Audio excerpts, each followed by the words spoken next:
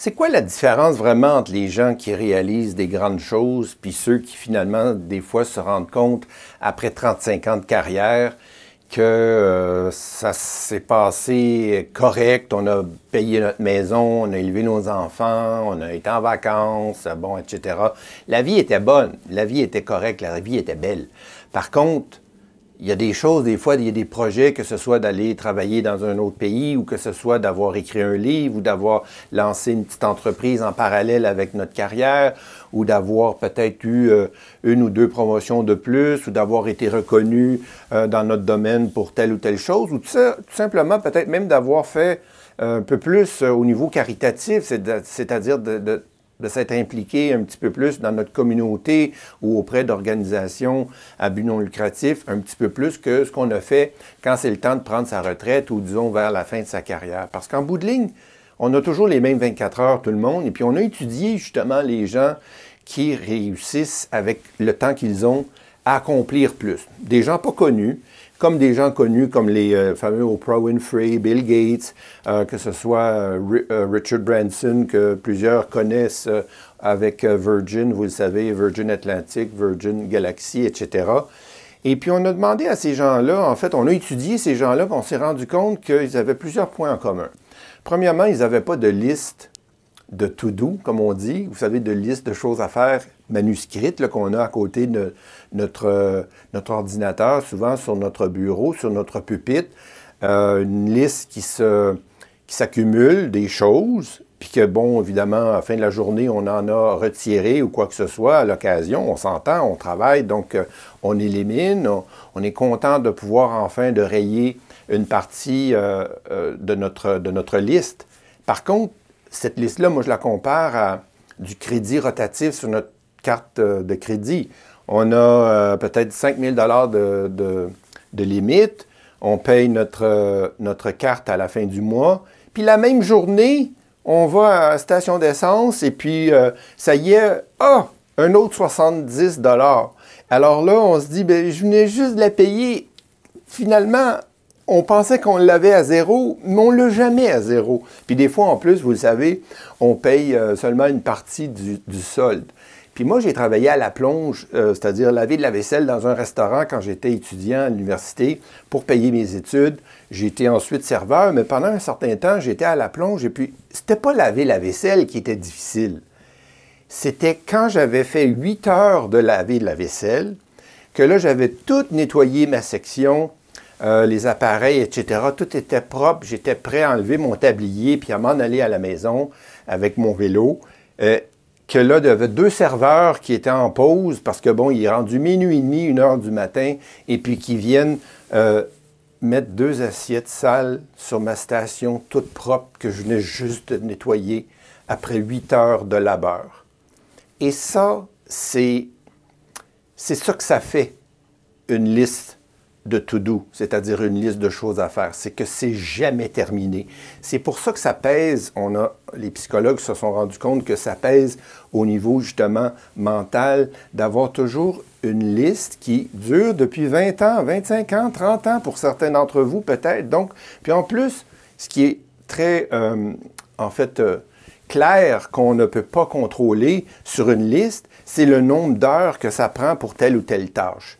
Mais il y a une chose qu'on est certain par contre, c'est qu'à chaque fois qu'on raye un item qui était sur notre liste, dans le cerveau, on a de la dopamine qui est sécrétée. Et ça, la dopamine, vous le savez, c'est l'hormone de la récompense.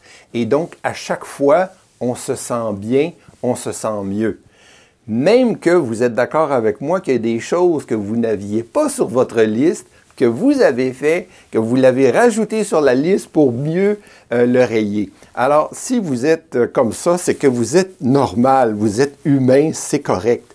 Par contre, nous ne sommes plus en contrôle lorsque c'est la biochimie de notre corps qui contrôle justement, qui mène. C'est-à-dire qu'on va s'asseoir le matin, le café, le bagel, quoi que ce soit, et puis on va commencer à regarder nos courriels. Les courriels, Ça fait depuis 1997 que c'est là. C'est rentré avec Sympathico à la maison, Outlook ou Outlook Express au travail. Ça, c'est bien sûr, évidemment, quand même, ça a évolué. Mais ça n'a pas évolué tant que ça parce qu'on est encore aussi accro, pour ceux qui étaient là à ce moment-là, mais même pour ceux qui sont plus jeunes, qui aujourd'hui sont dépendants de cette satisfaction-là cérébrale, c'est-à-dire ce voltage-là qui se crée dans notre cerveau qui s'appelle la dopamine. On devient, bien sûr, dépendant de ça et c'est ce qui fait en sorte qu'on va faire beaucoup de petites choses, plus ou moins confortables, plus ou moins faciles et qui va faire en sorte que bien souvent, on n'arrive pas à trouver du temps pour arrêter cet échange biochimique-là entre ce que je fais et ce que je reçois comme sensation dans mon corps pour m'asseoir, me concentrer sur la lecture peut-être d'un texte, d'un article, d'un livre, quoi que ce soit, ou d'un chapitre qui va justement m'aider à gagner du temps dans l'avenir, dans mon travail, que ce soit d'aller chercher une formation de plus, que ce soit de travailler à peut-être construire un projet pour présenter au patron, pour améliorer les processus, puis ça va me faire peut-être une plus belle réputation, puis ça va m'aider dans ma quête d'avoir une promotion éventuellement. Peu importe le travail long terme versus le court terme, le travail de fond versus le travail de tous les jours, comme les courriels ou éteindre les feux finalement, bien, en bout de ligne, les fameux Richard Branson, Oprah Winfrey de ce monde, savent qu'à un moment donné, pour 1 heure ou 2 jours par semaine, par exemple, il faut absolument s'arrêter, avoir la discipline. Je le sais, c'est difficile. Quand c'est le temps pour moi d'écrire un livre,